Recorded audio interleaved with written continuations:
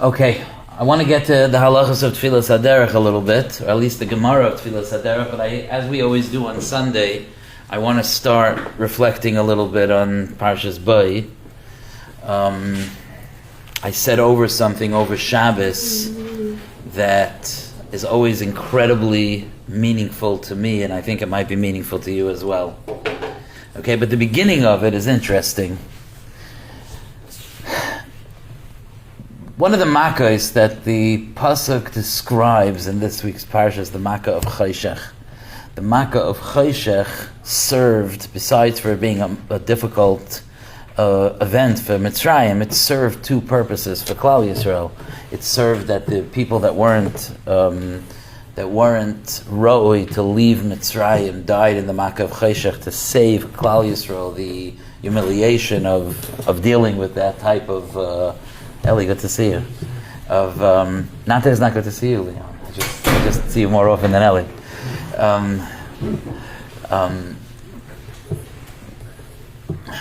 For those that are new here, Ellie's not in yeshiva. He's a former member of the shir. He actually is the power behind Torah Anytime. Anyway, so that was one thing, but the second thing that the Sfarim say that the Makkah of Choshech enabled was that shortly afterwards, Moshe Rabbeinu gave a command to Klal Yisrael to request from the Mitzrayim klei chesef u'klei zav, to gold and silver kalim, and clothing and so on. And Chazal tell us that the Mitzrayim, as you could expect, probably responded to the Jews, I don't have any. But because of the Makkah of Choshech, the Jews were able to see and they had full access, and the Mitzrayim were not able to see, and for part of the Makkah not able to move. So therefore the Jews were able to see everything that was hidden, and when they came to request the gold and the silver, they said to the Mitzrayim, said, we don't have, and they were like, yeah, I know, but you know that mattress in the guest room underneath it, right? You have that gold there, so can I have that? And that's how they got the gold and silver. Okay, interesting, in its own right, that's interesting. Perhaps that's a discussion in its own right. But what's even more interesting is that the Sfarim say that when the pasuk says that the Jews had light, Ubnei Yisrael haisa or b'moishavaisam, that they had light, that it wasn't stam light. That just like the darkness that afflicted the Egyptians was a very thick, intense darkness, the light that Klal Yisrael was zeicha to in the Makkah of Choshech was a spiritual light as well. It wasn't stam like a flashlight, but it was the light like the light that Hashem created when He created the world, that it says there was a special light that ultimately was hidden, that a person could look from one end of the world to the other. And the way it was explained to me when I was younger is that it's even if you have light, it doesn't mean you could see hidden things. If they hid their treasures, you still couldn't see them. But thankfully, they didn't just have any light, they had this massive spiritual light, and that's how they were able to see even things that were hidden from the human naked eye. Okay? That's the word that they say. And I don't buy it. Okay? It's not acceptable to me, this pshat. The reason it's not acceptable to me, there's two sides to it. Number one,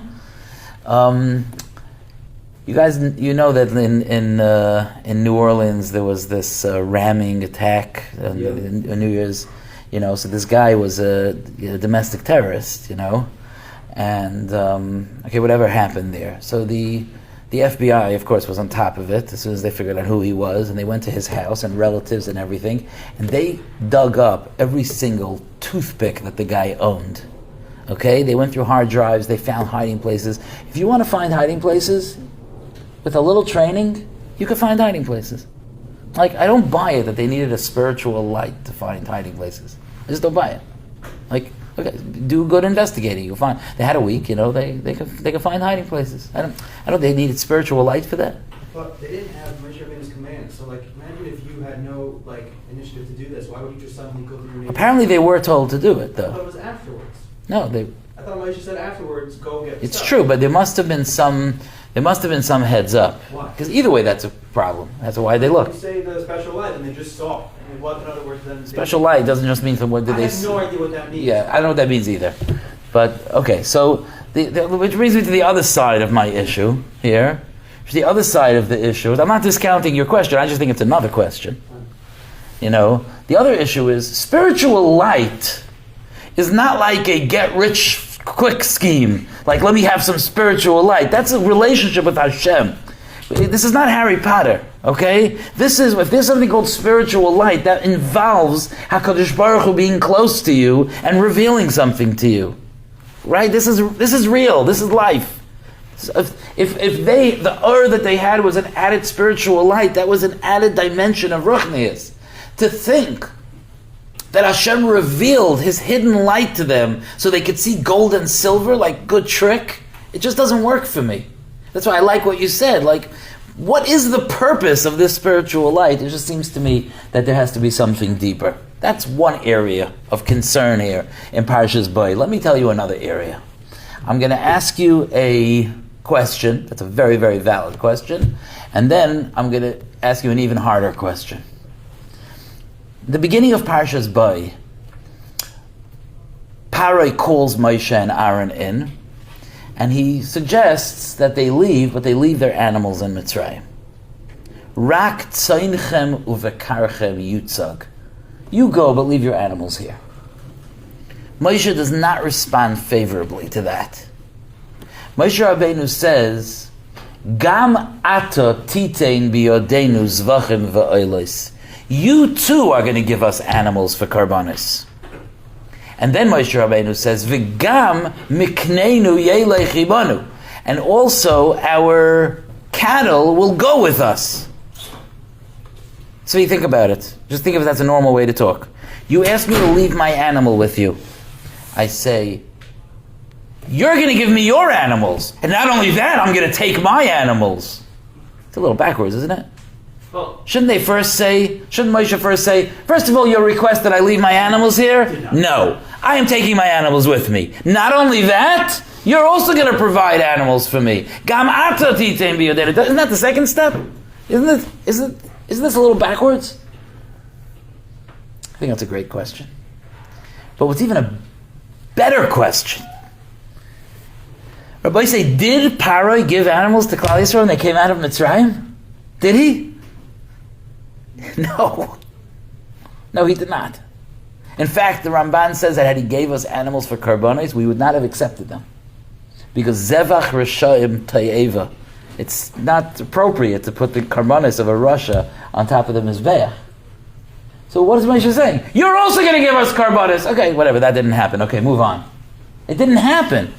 So the Ramban says Moshe said it just to bring out with fierceness his no. Okay, but it didn't happen. There has to be some reality where that's the truth. It can't be a pasuk in the Torah that says something, and it's not really true, but it's just to bring out the point. I don't buy that either. A pasuk in the Torah has to be on some level, pshat, remez, drush, side, on some level, it has to be the emes. So what does it mean? So I want to point out that following Yesod, which is very, very important. In our lives, we have a neshama and a guf. We have a body and a neshama. And our neshama tends to be drawn to spirituality. And we feel that sometimes. That there are moments of spirituality or areas of spirituality that we are drawn to. Our bodies are not drawn to spirituality. Our bodies are drawn to the physical. The impulses of our bodies, the desires of our bodies, the needs of our bodies, comfort, pleasure. That's what the body wants, like an animal. So we are human beings. We have the malchus of being, we're aristocrats, that we're human beings because our body is infused with a soul. But the body itself is a body just like a horse has a body, except that his body is not infused with the soul. But the body part of us, that's the animal part of us. Okay? So now if that's the case, so In our avodas Hashem, what do? So let's say I go to daven. So that gets my neshama excited. A little tefillah could get my neshama excited. Is my body participating? There's this argument to be made that I kind of schlep my body there, put it where it needs to be, so that my neshama could daven. But the truth is that that's not really the way we serve Hashem. We serve Hashem in a way where we try to bring even our physical self with us into serving Hashem.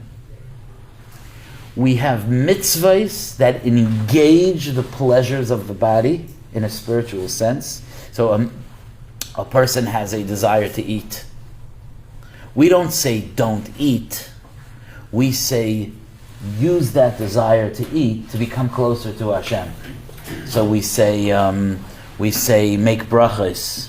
We say eat delicious foods on Shabbos and Yontif, and mix the delicious foods with Zmiris and Divrei Torah, and you'll see how body and soul together will serve Hashem. We bring our Yetzer Hara with us into the Beis Medrash. Okay?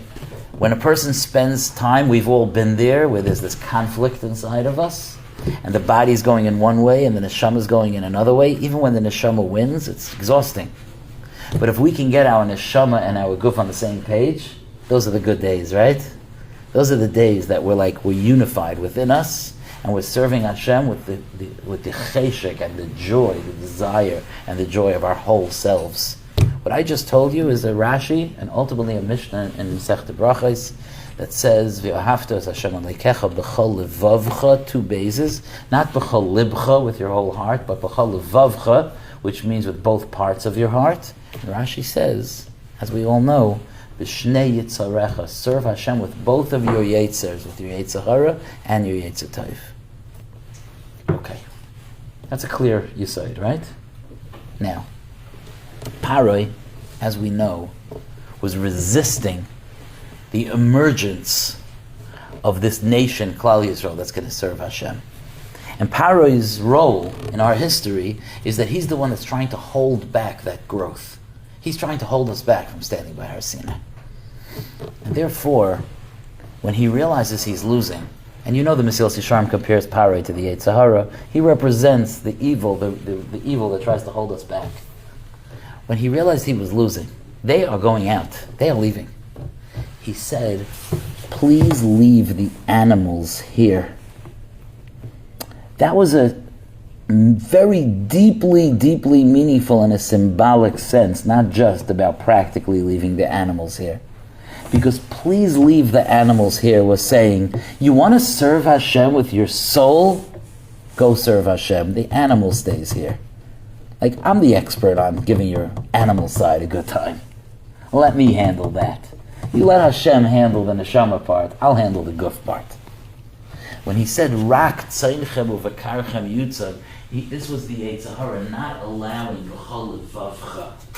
The idea of serving Hashem with my body as well. Paroi was saying, fine, I understand, maybe you have this neshama part of you. You guys, I know you're descendants of Avraham, Yitzchak, and Yaakov, it's very hard to avoid your spirituality, you're drawn to spirituality. Fine, go serve your God, but the animal stays with me. Moshe Rabbeinu says to Paroi, you don't understand the way we are planning on serving our God. The way we're planning on serving Hashem, the Yetzer Hara itself is going to participate. Gam ata titein b'yodeinu zvachim ba'olos. You, the Yetzer Hara, the Tzad Hara, you yourself are going to contribute animals. The guf is going to, the Yetzer Hara itself is getting involved. I'm going to use even my challenges, even my bad midas, even my physical desires. I'm going to use it all to serve Hashem. I have a desire to get married. I'm going to build a palace of avodas Hashem with that desire. I have a desire to eat. I'm going to nourish myself so I'm energized to serve Hashem. I have a desire to see a beautiful world. I'm going to use that opportunity of seeing the world to draw me closer to Hashem. Gam ata, you, the Yetzer Hara, you're giving us animals. But how's that going to work? We don't take animals from Paroi. So the next pasuk is Moshe explaining how that works. V'gam mikneinu, also our animals, yeilech imanu, are going with us. Our animal part is going with us. We're not leaving it behind. The animal comes with us. That's I believe is what's going on in the beginning of Parshas Bo. And that brings me back to the treasures. When Moshe Rabbeinu told Klal Yisrael, please go get the treasures of Mitzrayim, if I was there, I would have said to Moshe Rabbeinu, are you serious? Could you imagine gold and silver that's more disgusting and impure than the gold and silver of Mitzrayim, who are decadent and involved in idolatry and in everything that's the opposite of what Hashem wants? That's the gold you want me to bring with you? I don't see how I could connect such impurity, such lowliness, how I could bring that close to Hashem. I just don't see how I could do that. That's a problem. B'nai Yisrael haisa or b'maishu. That's why we needed a spiritual light. We need a spiritual light so HaKadosh Baruch Hu could show us a world. He could show us a dimension that even the gold of Mitzrayim could be transformed and used for Kedusha.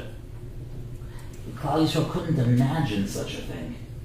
And HaKadosh Baruch Hu had to reveal. I don't have time now. One day I'll explain to you why that particular light accomplishes that particular goal. I'm not going to do that right now. But let's just take it at a simple level, that they needed a certain spiritual insight. You know what happened to that gold? You know where that gold wound up?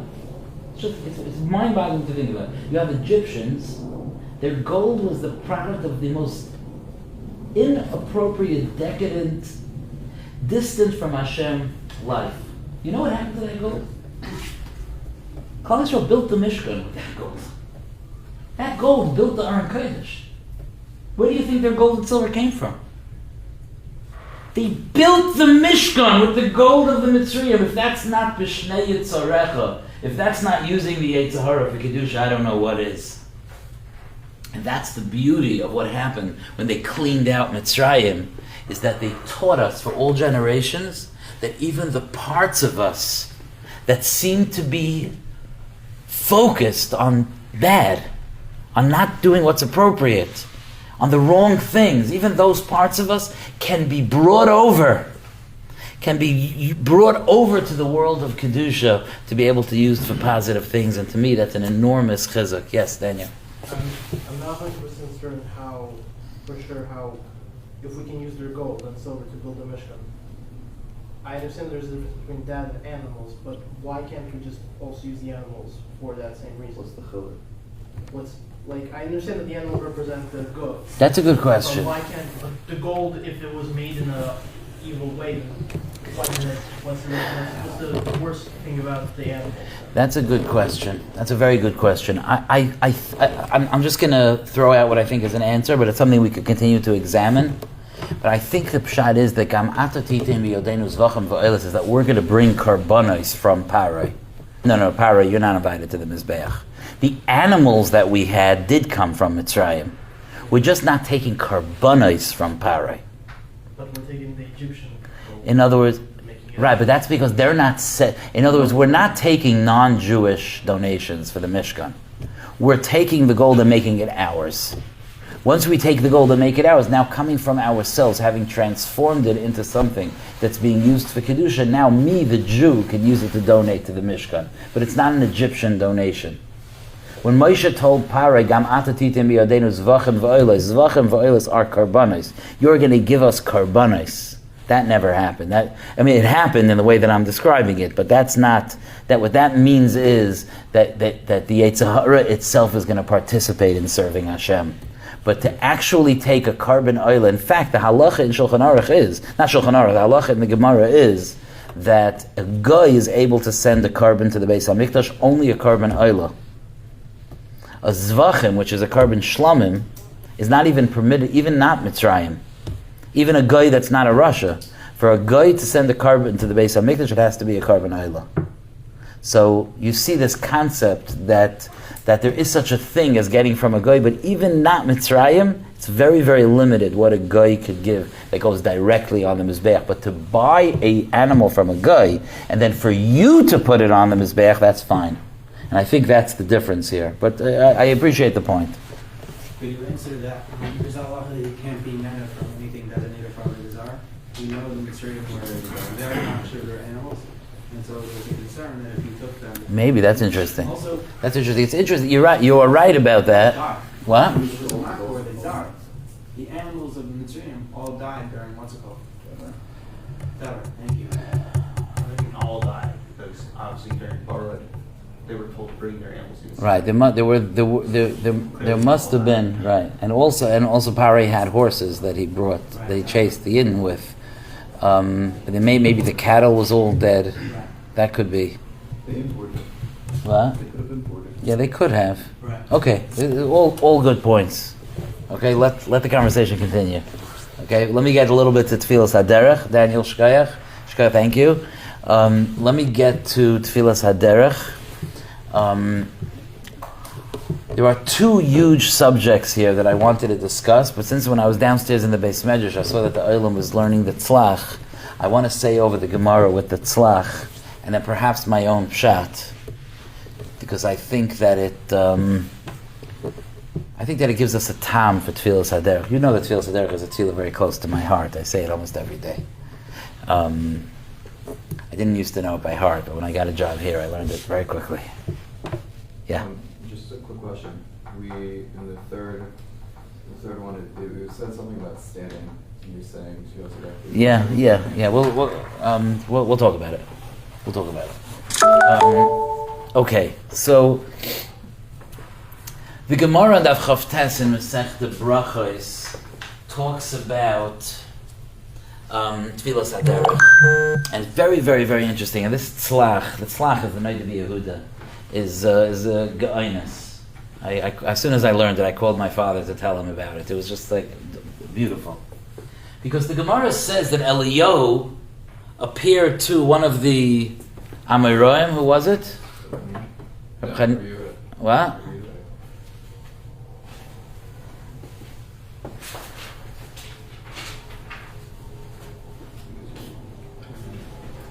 Rabbi Yehuda Achvod Rav Saloch Chasida. Rabbi Yehuda, the brother of Rav Saloch the Chassid. So Eliyahu told Rabbi Yehuda a lot of very, very good advice. But one of the things he told him is that when you travel, Himalech b'koincha v'tzei. Take rishus. Himalech means like to take rishus from your owner, which is who? Which is Hashem, and go. Himalech b'koincha, like ask his opinion or take his rishus and go. So the Mefarshim, that's what the Gemara says. I'll get to the Mefarshim in a second. And then the Gemara says, what should you say? What's tefillas haderech? So the Gemara says a nusach of tefillas haderech, that's b'lashon yachid, shetaylicheni l'shalim, Hashem should take, I should be able to go in peace and be safe and so on. And then Abaye says, no, don't say it b'lashon yachid, say we, not I. Say Hashem should lead us in peace and bring us to where we need to get. Okay, that's the Seder of the Gemara, which is what we do. We say Shetaylichenu l'shalim, v'satzidenu l'shalim, v'sagienu l'mchayis cheftzenu l'chayim l'silcha l'shalim. Us, when I'm driving and I say it, I think like I look at all the other cars, I'm like, guys, we're in this together. We're saying it b'lashon, all the travelers together. We're saying it for everyone. Okay? So, the Shla HaKadosh, who's one of the great Achronim, and who is his sefer Shnei Luchais Shla Shin Lamed Hey stands for Shnei Luchais Habris. His sefer is used in Halacha, Agada, Kabbalah, very, very, very, very broad sefer. He's buried in Tveria, I think. And the Shla, and he's one of the few that are called HaKadosh. There are certain people that are called HaKadosh, and the Shla is one of them, like the Arachayim HaKadosh. So the Shla HaKadosh says that when it says ask Rishus from Hashem, like check with Hashem before you leave, you're actually checking with Hashem.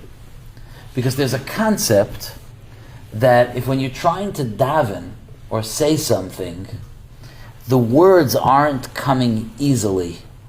You're trying to speak to Hashem, you're trying to daven, and the words are just not coming out, not because you struggle with Kriya. Really, usually you could say it fluently, but for some reason, the words aren't coming easily. It's not shgura b'piv. There's a concept that might be a siman, that maybe that's not the right thing to be doing. So check with Hashem and go, and then the Gemara says, what do you do? You say teffilas haderech. The shlah says that you should see how that teffilas haderech goes. If the teffilas haderech is like, I don't know what got into me, I keep losing my breath and I can't get the words out, then the shlah says then you should go very, very carefully, because it might mean that there's a sakana. Okay? And this many achronim have quoted this or been mechavein to this. Now, as you could imagine, nowadays we do not consider ourselves to be on the level that if my tefillah doesn't go so well, that I start drawing all kinds of meanings from it. Bichlal, our level bizman hazeh, we're not really on the level, even though of course everything Hashem does is very, very, very specific, but we're not really on the level, like someone gets a toothache, so they should think if they said Lashon Hara, and someone's foot is itching, so maybe they're supposed to be itching to go somewhere. Like, we don't, Gedalim Tzadikim, that every thought of theirs is holy, and every action is thought out, and they have that intimate connection with HaKadosh Baruch Hu, so they can, it's like reading meaning from a dream. Person has a dream, it could be it has a meaning, could be it doesn't. We're not equipped.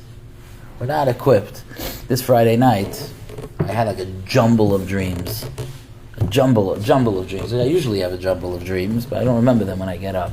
But this Friday night, when I woke up Shabbos morning, I remembered they had a dream that there was a big announcement that the plane is going to land. I don't know what plane. And apparently the brakes were broken on the plane. I have no idea. If you're wondering, I don't have any idea. But in my dream, I saw that they landed the plane near a mountain so that the plane would have to go up an incline and that would slow it down and it would stop. Which is pretty smart. My subconscious thought of a good idea. And I have no explanation of what that means, except that I was upset about the plane crash last week. And my subconscious was like trying to save the plane. You know what I mean? Like they have these things like trauma therapists. I once read this, that one of the things they do is that people that are victims of trauma, they'll have them try to imagine how they could be saved. Like there was a child after 9/11 that was very traumatized because he watched people jumping out of the towers, which is a traumatizing thing to see, Rahman al-Islam. So his therapist had him draw a picture of how he would be able to save them, and this cute little kid drew like a trampoline on the bottom of the World Trade Center, like to try to catch the people. That was a way of his brain trying to process what was making him sad and whatever. So I think my brain was doing that also. It was so devastating to hear about that plane crash that I think I was trying to save them in my head. So I thought of a plan. But anyway, I'm not going to waste my time trying to think about what Hashem wants me to learn from that story. Maybe I'm supposed to be a plane and fly. I don't know. I'm not going to do that because we're not on that level with Zman Hazeh to do that. It's not and to start drawing too many conclusions from those things is just a distraction from the very clear things that we do know that we're supposed to be doing. Like, for example, a lot of times people will ask me, I'm going through a tough time, let's say someone loses their job, okay? I'm going through a very tough time, I lost my job. What do you think Hashem is trying to tell me? So I always say, my feeling is, when I'm not sure what Hashem is trying to tell me, is like, HaKadosh Baruch Hu, if you're trying to tell me something, send me an email. Because I don't know what you're trying to tell me. But what I'm always mechazik people is that one thing is clear. If somebody loses their job, let's say, Chas v'Shalom, Hashem is trying to tell you to deal with that with emunah and bitachon and deal with that properly. That's clear. That you don't need to be a big tzaddik to understand. If I'm going through something, what is Hashem trying to tell me? He's trying to tell me to go through that the right way. Is that fair? So this shla that says if the tefillah doesn't come out right, so that means that maybe I shouldn't go. We're not on that madrega. Says the tzlach, that's the pshat and the hemshech hagemara. He says, if a person is drawing conclusions about themselves, You have to say tefillas haderech, b'lashon yachid, because it's about you. If you're including everyone and if the words aren't coming out, you don't know who's being implicated by that. So the person who's on the level that the way he says tefillas haderech could be an indication about Hashem's sense of that trip, that person should say it b'lashon yachid, and that's why after that it says, what should you say? It says it b'lashon yachid. But then Amar Abaya says, no, don't do it b'lashon yachid. Do it b'lashon rabim. Says the tzlach, he's going back on the himalech b'koincha v'tzei, and he's saying that for us, that means even Abaya is saying that. Abaya is saying Rabbi Yehuda, who was told by Eliyahu, who Parshas means Eliyahu Hanavi, who was told by Eliyahu that he's such a person that the way he says tefillas haderech is an indication of what Hashem's feelings are about that trip, he should say it b'lashon yachid. But for the rest of us, Abaya is saying, we say it b'lashon rabim because anyway we're not drawing conclusions from that. It's a beautiful, beautiful way of putting the whole Gemara together. But I wanted to say a pashut pshat. I wanted to say a pashut pshat in himalech b'kain chavitzei that we can think about when we travel and we say tefillas haderech. Okay? There's a pasuk in Parshas Ha'azinu. The pasuk in Parshas Ha'azinu is the end of a pasuk. Hala Hashem tigmelu zayis am novel v'loy chacham halayhu avicha kanecha hu asacha v'yechayne. So the end of that pasuk, halayhu avicha kanecha, he is your father, the one who owns you, the one who was kaina you, who asacha, he made you v'yechayne, and he established you. That's what the song of Ha'azinu says about us and Hashem. And I think that there's a very important nekuda there. Hashem owns you, and he established you. That means he gave you a place. One of the Mefarshim even says, be'eretz Yisrael. Right? Like, for example, the place of the Shechina, of the Mishkan, or the Beis HaMikdash in Chumash is called Machain L'Shivtecha Pa'alta Hashem. Hashem, you made a Machain. Machain means like a dwelling place, an established place for your Shechina, Hashem. So Vayechayne means he established you. Like, I'll give you a few examples. Running out of some space here, but yeah, let's. You think that will work? What? Yeah, it's not dry.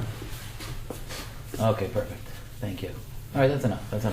Okay, so the pasuk is Halayhu avicha, he is your father, kanecha, who owned you, hu ascha, he made you, vayechaynenecha, and he established you.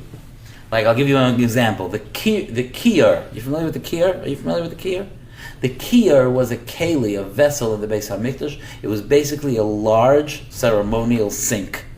It was a round sink with spouts that the Kohanim would use to wash their hands and legs, their hands and feet before they did the Avodah. Okay? The kiyar was placed on a pedestal. The pedestal is called kanoi, its base. Kan is spelled, it's es hakiyar ve'es kanoi. You see that chaf nun? That's the same chaf nun as this. It means the place where it's established, that's its base. Right?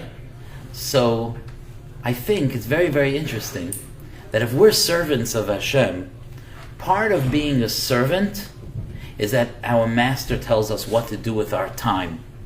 That's part of being a servant. Part of being a servant is that our master tells us where we belong. Right? We're somewhere where Hashem sent us. All of us are here right now. HaKadosh Baruch Hu sent us here. Our kaina, the one that owns us, the one that made us, he told us to be here. At least to the best of our understanding. But right now, in another few minutes, I'm planning on traveling to Waterbury. I'm planning on moving away from where Hashem sent me. I think Hashem wants me to spend the afternoon in Waterbury. My family is there. My shul is there. So I'm moving from one place to the next He malech, listen to the words, b'koincha v'tzei. Before you leave, you ask reshus from the one that owns you. You're an eved, you're a servant. You're planning on going to Vermont to ski? That sounds like a wonderful idea. You can accomplish a lot of important things there. You